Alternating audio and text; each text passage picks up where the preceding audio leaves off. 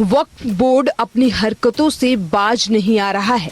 वो अपनी असीमित शक्तियों के बेजा इस्तेमाल करते हुए लगातार संपत्तियों पर अपना दावा ठोकता जा रहा है और कोई उसका कुछ भी नहीं कर पा रहा है। हालात तो ये है कि वो विश्व विरासत घोषित की जा चुकी स्मारकों को भी अपना बताने से परहेज नहीं कर रहा है।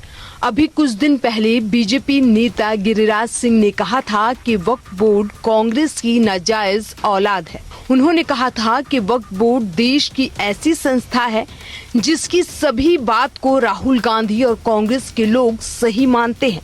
ऐसी संस्था को खत्म कर देना चाहिए। अब इस बीच कांग्रेस के ही एक बड़े नेता कपिल सिब्बल ने विस्तार से वक्फ बोर्ड के बारे में बड़ी बात लीक करते हुए बता रहे हैं कि कैसे कांग्रेस ने वक्फ बोर्ड को इतना मजबूत बना दिया कि वक्फ बोर्ड को अब कोई भी हिला नहीं सकता है। कपिल सिब्बल का एक इंटरव्यू सोशल मीडिया पर काफी ज्यादा वायरल हो रहा है। ये इंटरव्यू उन्होंने द वायर को दिया हुआ है। इसमें कपिल सिब्बल ने खुलकर वक्फ बोर्ड को लेकर चर्चा की। उन्होंने बताया कि आखिर वक्फ बोर्ड है क्या और कैसे कांग्रेस की सरकार ने इसको असीमित शक्तियां दी थी। इस इंटरव्यू में कपिल सिब्बल कहते हैं कि आपको मैं ये बता दूं कि वक्फ होता क्या है। जब आप देखते हैं कि भारत देश के बड़े बड़े जो इंडस्ट्रियलिस्ट या फिर उद्योगपति हैं, मतलब जो अपनी प्रॉपर्टी भी चैरिटी के लिए दे देते हैं या दान के लिए दे देते हैं ताकि सोसाइटी में इसका इस्तेमाल हो सके, तो ऐसे भी हिंदुस्तान में लोग हैं, खासकर मुस्लिम लोग, जिन्होंने अपनी संपत्ति, अपनी प्रॉपर्टी जो जमीन है वो इस सोच के साथ वक्फ को दे दी कि आने वाले समय में इसका इस्तेमाल कोई और कर सके, और इसके तहत उन्होंने ये जमीन और ये संपत्ति अल्लाह को दे दी। कपिल सिब्बल ये भी विस्तार से बता रहे हैं कि कैसे हमने यानी कांग्रेस ने 1995 में बेहद कड़ा कानून लाकर वक्फ बोर्ड को इतना मजबूत कर दिया कि अब दुनिया की कोई ताकत उसे हिला नहीं सकती। सिब्बल आगे कहते हैं क्योंकि ये जमीन अल्लाह की परमानेंट चीज होती है, मतलब वो आप ट्रांसफर नहीं कर सकते हैं।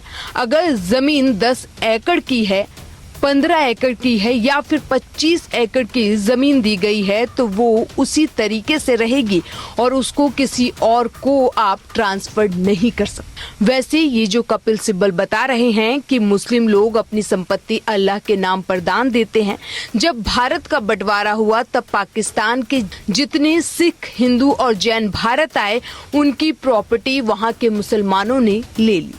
भारत से जितने भी मुस्लिम पाकिस्तान गए, ज्यादातर ने सादे कागज पर लिख दिया कि मैं अपनी संपत्ति वक्फ को दे रहा हूं, और कईयों ने तो कहीं लिखा भी नहीं, फिर भी वो संपत्ति वक्फ बोर्ड को दे दी गई और इस वक्फ संपत्ति का इस्तेमाल केवल मुस्लिम कर सकता है।